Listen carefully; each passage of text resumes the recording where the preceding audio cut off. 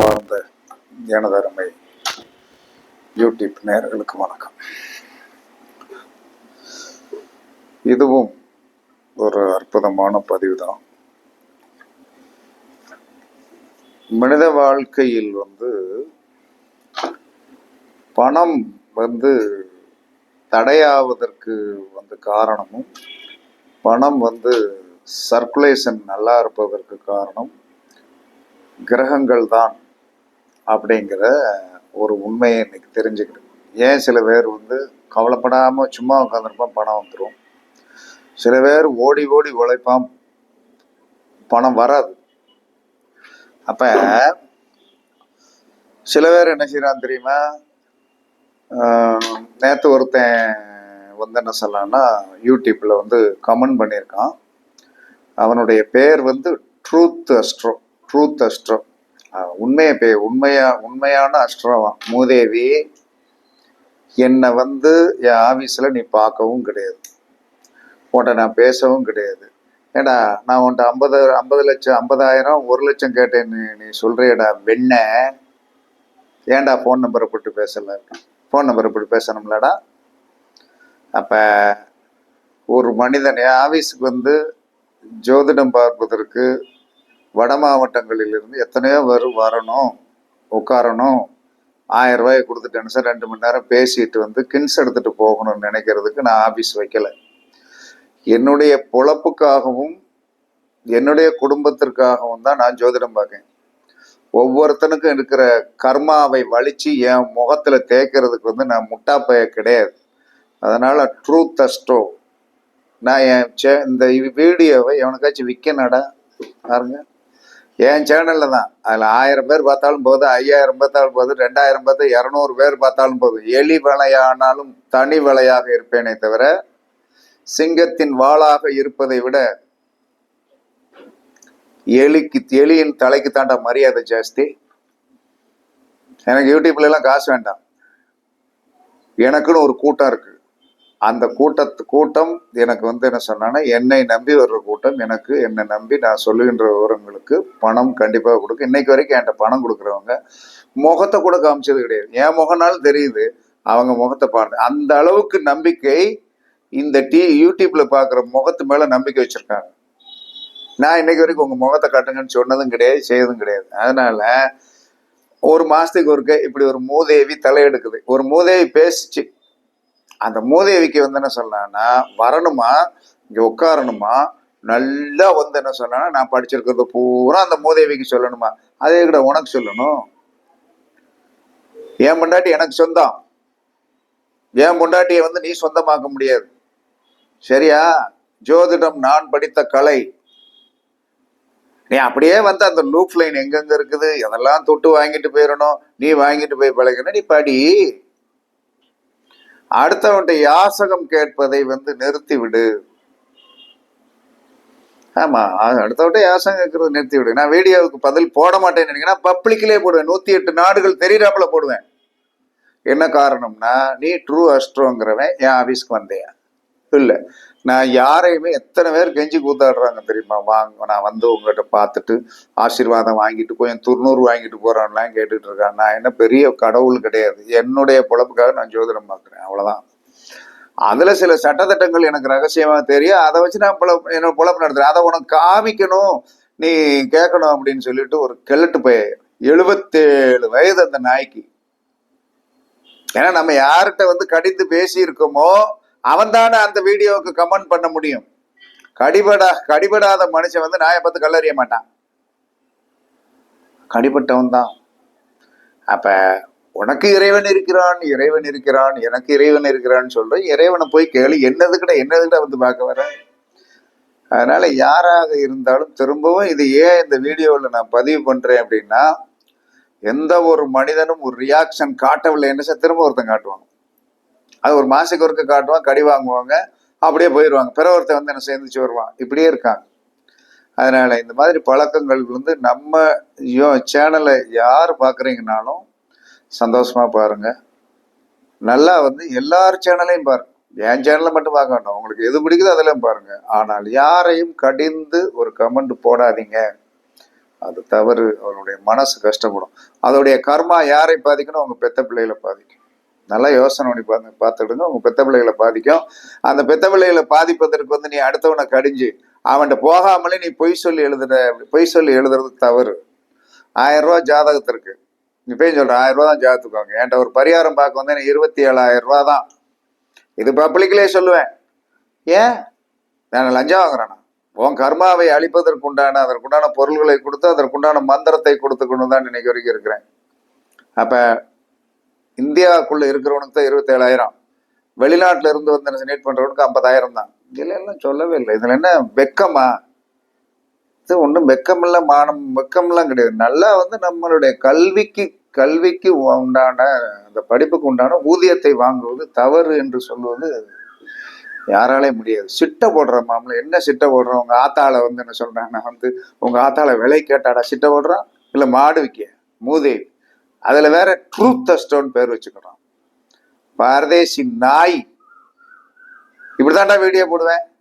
உன்னால என்ன சொன்னா போன் நம்பர் போட்டு நான் இன்னைக்கு நைட்டு 10 மணி வரைக்குள்ள நீ பேசுற, என் போன் நம்பர் இங்க இருக்குல்லடா, உன்னால பேச முடியாது. தெருநாய் குலைச்சிட்டு போற மாதிரி பேசிட்டு இருக்க முட்டா பயல.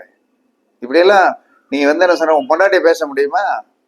உனக்கு கஞ்சி ஊத்த மாட்டேன், இல்லை விஷம் வச்சிருவேன். நான் மனிதர்கள் இப்படி இருக்கானுங்க. சரி, டாபிக் வருவோம். ஏன்னா இது 6 நிமிஷம் ஓடி போச்சு. மக்கள் எல்லாரும் அமைதியாக இருக்குன்னு நீங்க நினைப்பீங்க. எல்லாரையும் என்ன சொல்றான்னா, நாம் ஓப்பனா பேசுறோம். பணம் இல்லாமல் ஒரு காரியம் நடக்காது. ஜாதகத்துக்கு 1000 ரூபா தான் உங்களுடைய பரிகாரம் என்று சொல்லி நீங்கள் என்ன சொல்றான்னா, உங்க பட்டயம் இங்க நீங்கள் விருப்பப்பட்டு வந்தீர்கள் 27,000 ரூபா வாங்குறது உண்மைதான்.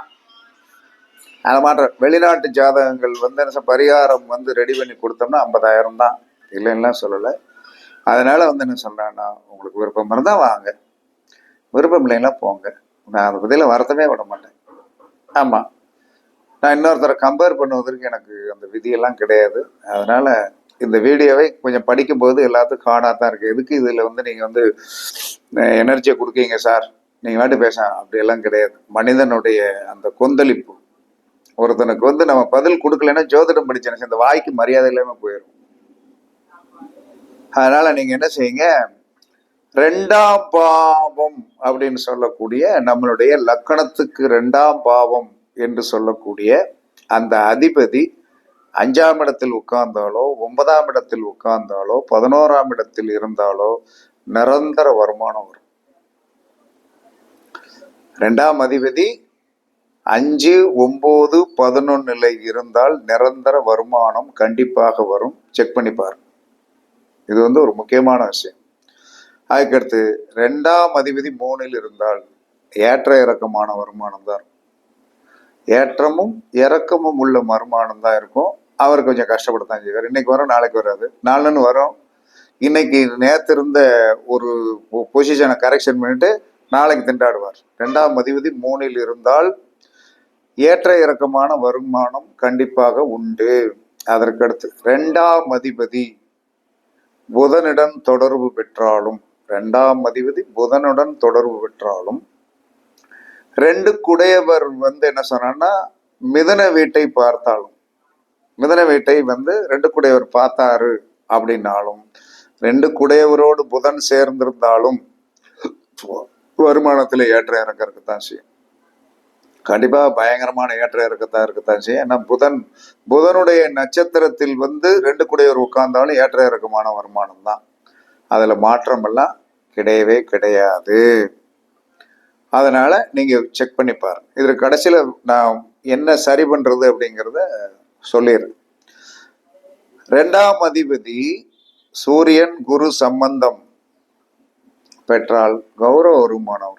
2ஆம் அதிபதி சூரியன் குரு இவர்களோடு சம்பந்தம் பெற்றால் கௌரவ வருமானம் கண்டிப்பாக இருக்கும். கௌரவமான வருமானம் கண்டிப்பாக இருக்கும். அதுல மாற்று கருத்தெல்லாம் கண்டிப்பாக கிடையாது. 2ஆம் அதிபதி சந்திரனோடு சம்பந்தப்பட்டால், 2ஆம் அதிபதி சந்திரனுடைய நட்சத்திரத்தில் இருந்தாலும் 2ஆம் அதிபதி சந்திரனோடு ஏதாவது விதத்தில் சம்பந்தம் உண்டானால் அவர்களுக்கு 15 நாள் வருமானம் நன்றாக இருக்கும். வளர்பிறை சந்திரனுடைய காலத்தில், தேய்பிறை சந்திரனுடைய காலத்தில் என்ன சொன்னா 15 நாள் குறையும். அந்த டிப்ரெஷன் மைண்ட் வந்துடும். பொருளாதாரம் வரல அப்படிங்கிற ஒரு டிப்ரெஷன் மைண்ட் வந்து எல்லாத்துக்கும் வந்துடும். அதற்கடுத்து 2ஆம் அதிபதி குருவுடன் சம்பந்தப்பட்டார். 2ஆம் அதிபதி குருவுடன் சம்பந்தப்பட்டுச்சுன்னா அவர்களுக்கு வருட வருமானம் நல்ல ஒரு வருட வருமானம் ஏதாவது ஒரு விதத்தில் வருடத்திற்கு வந்து இவ்வளவு அமௌண்ட் வருது அப்படிங்கிற ஒரு சூழ்நிலையை அவங்க இயற்கையாக உருவாக்கிடுவாங்க. இதெல்லாம் இயற்கை. 2ஆம் அதிபதி சூரியனுடன் சேர்ந்தால் மாச வருமானம் வரும். மாத வருமானம். இதுல ரொம்ப கஷ்டப்படுறவங்க யாரு தெரியுமா? சந்திரனோடு சேர்ந்தால் கஷ்டப்படுவாங்க. 2ஆம் அதிபதி 3ஆம் இடத்துல போய் உட்கார்ந்தா கஷ்டப்படுவாங்க. 2ஆம் அதிபதி புதனுடைய நட்சத்திரத்திலேயோ புதனுடன் சம்பந்தப்பட்டாலோ 2ஆம் அதிபதி புதனுடைய வீட்டை வந்து பார்த்தாலோ உங்களுக்கு என்ன செஞ்சிடும்? கண்டிப்பாக பொருளாதாரத்தில் வந்து ஏற்ற இறக்கன்னா வந்து ஒரு புலம்புகின்ற அளவுக்கு வந்து ஒரு கஷ்டங்களை வந்து இந்த இது கொடுக்கும். இதெல்லாம் வந்து கிரகத்தோடைய கிரகச்சாரம் கிரகச்சாரம்டா அப்படிம்பாங்க இல்லையா கிராமத்துல, அந்த மாதிரி தான். அதனால இதுக்கெல்லாம் என்ன செய்யறது? எல்லாம் ஓகே, இத்தனையும் சொல்லியாச்சு. பேர்வாதி வந்து என்ன ஒருத்தனை ட்ரூ அஸ்ட்ரோ, அவர் பேர் ட்ரூ அஸ்ட்ரோன்னு பேர் வச்சிருக்காரு. அவரை பேர்வாதி நேரம் வஞ்சாச்சு. ஜோதிடன் வந்து எதுக்கியா ஜோதிடத்தை ஜோசியம் பார்க்க வரப்போற. ஜோதிடம் என்பது ஜோதிடம் தெரியாத பொதுமக்களுக்கு தான். அப்ப அவங்களுக்கு தான் இன்ட்ரெஸ்டா இருக்கும். ஜோதிடம் நீ ஒரு முறையில படிச்சிருக்கிற, நான் ஒரு முறையில படிச்சிருக்கிறேன். என்னை வந்து பார்க்கறதுக்கு ஜோதிடர்கள் தயவு செய்து வரவே வேண்டாம். ஜோதிடர்கள் தயவு செய்து ஜாதகத்தை அனுப்பவே வேண்டாம். பொதுமக்கள் நல்ல வந்து ஜோதிடம் தெரியாத மக்கள் நீங்க அனுப்புனீங்கன்னா தான் உங்களுக்கு கேட்கறதுக்கு இன்ட்ரெஸ்ட் இருக்கும். எவனாச்சும் கல்யாணம் முடிச்சவன் 2வது கல்யாணம் முடிச்சவன் வந்து முதலிரவு எப்படா இன்ட்ரெஸ்டா இருக்கும்? கல்யாணம் முடிச்சவன் 2வது கல்யாணம் பண்ணா முதலிரவு இன்ட்ரெஸ்டா இருக்குமா? ஏன்னா அவன் ஏற்கனவே அந்த ஒரு கல்யாணம் சார்ந்த விஷயத்தில் இருக்கின்ற ஒரு விஷயத்தை அனுபவிச்சு அவன் வந்துட்டான். அது மாதிரி தான் உங்களுக்கு தெரிஞ்ச வழியில கண்டிப்பா போங்க. ஜோதிடர்கள் வந்து ஜோதிடரிடம் தயவு செய்து ஜோதிடம் பார்க்க போகாதீங்க. என்னுடைய தனிப்பட்ட நான் ஜோதிடம் படிச்ச காலத்திலிருந்து எந்த ஜோதிடத்தையும் ஜோதிடம் பார்க்க போகல. 27 ஆண்டுகள் ஆகுது நான் ஜோதிடம் பார்க்க போகல. ஏன்னா நான் போக மாட்டேன். எதுக்கு? நமக்கு தான் தெரிஞ்சு போச்சு. இதுக்கு போய் வந்து இன்னொருத்தட்ட போய் என்னத்த தீர்வு கேட்ட போறோம்? நம்மளுடைய விதியை பத்தி தெரிஞ்சு போச்சு. நமக்கு இப்படித்தான் தெரிஞ்சு. அதுக்கு ஒன்று சின்ன சார்ட் ஒன்று கிடைச்சது. அதை பார்த்த உடனே தெரிஞ்சு போச்சு. நமக்கு வந்து இதுதான், நம்ம என்ன பண்ண முடியும்? ஒன்றும் பண்ண முடியாது. அப்ப நமக்கு எந்த ஆதிபத்தியத்துல தனஸ்தான அதிபதி உட்கார்ந்துருக்காரு, அதை வந்து எந்த மாதிரி ஆதிபத்தியம் உடைய அந்த இதுகள் வந்து ஈர்த்து கொண்டு செல்லுகிறது என்று சொல்லக்கூடிய ரகசியம் எல்லாம் தெரியும். அது ஆயாதி சக்கரத்துல இருக்கு, தெரியும். அதனால நம்ம யார்ட்டையும் ஜோசியம் பார்க்க போறதெல்லாம் கிடையாது. நம்ம வேலை, நம்ம சோழி. நம்ம சேனல் வந்து நம்ம சேனலுக்குள்ளே தான் இருக்கும். பாலாஜி அஸ்ட்ரோ சேனல் நம்ம சேனலுக்குள்ளே தான் இருக்கும். யார்கிட்டையும் அதில் போய் அதில் போடுற வீடியோவில் வந்து இன்னொருத்தர்கிட்ட கொடுத்துட்டு அவர் ஒரு இதில் வந்து தலைப்பு போட்டு வந்து இன்னைக்கு ஒரு அற்புதம் ஒரு விவிஐபி ஜோதிடர், அதாவது வந்து கோடிகளில் கொளிக்க போகும் 5 ராசிகள் அப்படின்னு. என்னையா அது? வருஷ வாழ்க்கையில அவ்வளவு ஈஸியா கோடிகளில் கொளிக்க போகும் ராசிகள் நீ போடுறையே, ஜோதிடம் உண்மையாவே படிச்சியா? எல்லாம் அவன் ஆர்வத்தில் போய் அந்த சேனலை தட்டி பார்ப்பானே, அவன் பாவம் இல்லையா? எப்படியா வந்து என்ன சொன்னானோ கோடிகளில் கொளிக்க போகும் 5 ராசிகள் அப்படின்னு சொல்றியே, ஐயா இப்படி எல்லாம் வந்து வந்ததுனால தானே இந்த மக்கள் இப்படி இருக்காங்க. அதெல்லாம் நல்லா இல்லை. இதுக்கு வந்து விவிஐபி ஜோதிடம் சொல்லவே சொல்லாத.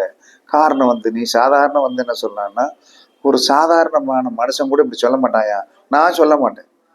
பணமழை வருவதற்கு என்ன செய்யலாம் அப்படிங்கிற வழியை சொல்லலாமே தவிர, கோடிகளில் எந்த 5 ராசிகள் கொளிக்க போகுதுங்க அப்பனா கோடிகள் 1 கோடி வந்துருச்சுன்னா எவனும் வேலைக்கு போக வேண்டாம் சார். கண்டிப்பாக 1 கோடி வந்துருச்சுன்னா பேங்க்ல நீங்க டெபாசிட் பண்ணீங்கன்னு வைங்க, கரெக்டா வந்து எவ்வளவு வருது அப்படின்னா 86,000 ரூபாய் வருது. 86,000 ரூபாய் வருது. இந்த 86,000 ரூபாய் மாச வருமானம் போதாத ஒரு மனுஷனுக்கு? ஆனால் அதில் 12 மாத வருமானத்தில் ஒரு மாசம் வருமானம் உங்களுக்கு இன்கம் டேக்ஸா புடிங்கிடுவான். 11 மாசம் வரும். நீங்க சமாளிக்க மாட்டீங்களா? இப்படி மக்களை ரொம்ப திசை திருப்பக்கூடிய ஒரு அற்புதமான ஜோதிடர்கள் தான் வெளியே உலா வந்திருக்கேன். நான்லாம் அப்படிலாம் சொல்ல மாட்டேன். என்னை பொறுத்தவரை வழி சொல்லுவேன். ஓடு, ஓட்டப்பந்தயத்துல ஓடு, ஜெயிக்கலாம் அப்படின்னு. அதனால இந்த மாதிரி உங்களுடைய கிரக அமைப்புகள் மாட்டிக்கொண்டது என்று சொன்னால் நீங்க என்ன செய்யணும்? உங்களுடைய அந்த 2 குடையவர் உட்கார்ந்து இருக்கார் இல்லையா, அந்த சாரத்திற்குடான பழங்களை தானம் பண்ணு. அவ்வளவுதான். தானம் பண்ண பண்ண பண்ண பண்ண என்ன சொல்றான்னா கண்டிப்பாக தானம் ஏன் பண்ண சொல்றோம்? 2ஆம் பாவத்திற்கு அட்டமாதிபதி யார்? 2ஆம் பாவத்திற்கு அட்டமாதிபதி யார்?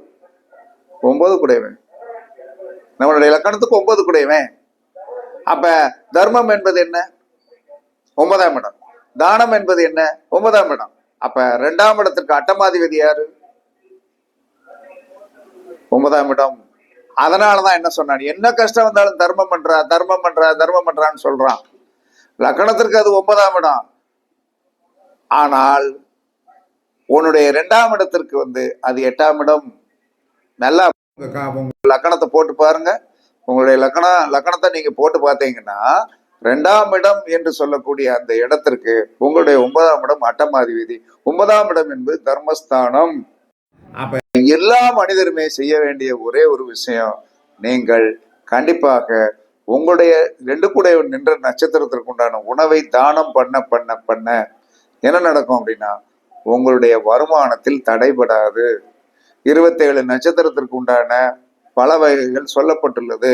நீங்க ஈஸியா நெட்டில் தட்டி பார்த்தீங்கன்னாலும் கூகுள்ல போய் 27 நட்சத்திர உணவுகள் அப்படின்னு நீங்க தட்டி பாருங்க, கண்டிப்பாக வந்துடும். அதுல உங்களுடைய 2 கூடையவர் எந்த நட்சத்திரத்துல உட்கார்ந்து இருக்கிறாரோ அந்த நட்சத்திரத்துக்கு உண்டான உணவுகளை தினமும் தானம் பண்ணுங்க. அதுக்கு ஒரு வழியை வகுத்துக்கிடுங்க. கண்டிப்பாக உங்களுடைய வாழ்க்கை மாறும். அதனால தயவு செய்து இந்த ஒரு 7 நிமிஷம் வீடியோ இப்படி ஹார்டா சார் பேசுறாருன்னு யாரும் வருத்தப்படாதீங்க. ஒவ்வொரு மனிதன் என்ன சொல்றான்னு அவன் இன்னொருத்தருடைய உரிமையை பறிப்பதற்கு தான் வரணும்னு நினைக்கிறான். நம்ம அந்த மாதிரி என்ன சொல்றான்னா இல்ல, நமக்கு ப்ராப்பர்னஸா தான் இன்னைக்கு வரைக்கும் 27 வருஷமா பார்த்துட்டு இருக்கோம். அதனால நல்லா இருக்கும், எந்த குறையும் இல்லை, எந்த குறையும் இல்லாம நல்லா இருக்கும். அப்ப இதை கர்மாவை உள்ள புகுத்தி விட்டுட்டு நான் போகணும்னு ஜோதிடராக இருக்கிறவன் ஜோதிடரை பார்க்க வர வேண்டிய அவசியம் தேவையில்லை. மற்றவெல்லாம் வரமாட்டான். அவன் ஆன்லைன்ல பார்ப்பான், பிடிச்சா என்ன செய்வான், உடனே பணம் அனுப்புவான். ஒரு வாரத்துல குரியர் அனுப்புறோம். அவங்க எப்பயும் கேட்டுக்கிடுவாங்க சந்தோஷமாக என்ன சார் என்ன செய்யணும் அப்படின்னு கேட்டுக்கணும். இவ்வளவுதான் நடந்துட்டு இருக்கு. இந்த ஜோதிடர்கள் தான் என்ன சொல்றாங்கன்னா உனக்குள்ள என்ன வச்சிருக்க எனக்குள்ள. எனக்கு ஜோதிடர்கள் என்று சொன்னாலே ஒரே இனத்தை சார்ந்தவன் ஒருத்தரை மதிக்க மாட்டாங்கிறது எல்லாவனுக்கும் தெரியும் கண்டிப்பாக. அப்ப தேவையில்லாமல் ஜோதிடர்கள் ஜோதிடம் பார்க்க இங்க வரணும் அப்படின்னா நீங்க என்ன படிச்சீங்க? இப்ப இதை கேட்பாங்களே என்ன படிச்சீங்க? அப்ப நீங்க படிச்சுட்டு என்ன சொன்னா மத்தவனை போய் என்ன சொன்னா நீங்க ஒரு 25 கொஸ்டின் எழுதிட்டு இதுக்கு பதில் சொல்வதற்கு நாங்க எதுக்கு உங்களுக்கு சொல்லணும்? நீங்க படிங்க. இதுக்கு பொதுமக்களுக்கு வேற ஜாதகம் பார்க்க அப்படின்னு சொல்றீங்க. எப்படி உங்களை நம்பி எப்படி பார்க்க வர்றான்? 2 விஷயம்தான். ஜோதிடத்துக்குள்ள இருக்கிற ரகசியம் இருக்கத்தான் செய்யுது. அந்த ரகசியம் உனக்கு தெரியணும்னா என்ன சொல்றான்னா நீ எப்படி இருக்கணுங்கிற முதல்ல அந்த தாற்பயமே உனக்கு தெரியாது. தெரியாம என்ன சொல்றான்னா நீ இன்னமும் தேடிக்கிட்டே இருக்க. எதுக்கு தேடுற? ஒரு தடவை படிச்சாச்சுன்னா ஜோதிடம் அடபட்டு விடும். தேடலாம். அதுக்கடுத்து என்ன சொன்ன புதுமை எது இருக்கான்னா புதுமை எல்லாம் ஒண்ணும் கிடையாது, எதுவுமே கிடையாது. அதனால தேவையில்லாமல் யாரும் ஜோதிடர்கள் ஜோதிடம் பார்க்க என்னுடைய அலுவலகத்திற்கு நீங்கள் வரவே வேண்டாம். பொதுமக்களே வரமாட்டேங்காங்களே, அவங்க ஆன்லைன்ல பார்த்துட்டு போயிடுறாங்க. 40 நிமிஷம் பேசுறேன், இதுக்கு மேல என்ன செய்ய முடியும்? நல்லாவே சொல்லிட்டு வச்சிருவேன், அவ்வளவுதான். நமக்கு உண்மையாக நம்ம படிச்ச கல்விக்கு கலைவாணிக்கு துரோகம் பண்ணக்கூடாது. ஏன்னா நம்ம பிள்ளைகள் நல்லா இருக்கணும். இன்னைக்கு நம்ம பிள்ளைகள் நல்லா இருக்கிறதுக்கு காரணமே நாம் ப்ராப்பராக இருந்ததுனாலதான். அதனால எல்லோரும் இந்த வீடியோவை பாருங்க. உங்களிடம் இருக்கின்ற சின்ன சின்ன தேவையற்ற கர்மாக்களை தூக்கி எறிந்து விடுங்கள். உங்களுடைய குழந்தைகள் நன்றாக இருக்கும் என்று உங்களுக்கு சொல்லி எல்லாரும் நன்றாக இருக்க வாழ்த்துக்கள் கூறி உங்களிடமிருந்து விடைபெறுவது சிபிபாறை ஜோதிடர் சாதி ராகவன் ஜெயபாலாஜி. சுகமே சொல்க, சுகமே சொல்க. வாழ்க வளமுடன், வாழ்க வளமுடன். வணக்கம், வணக்கம், வணக்கம்.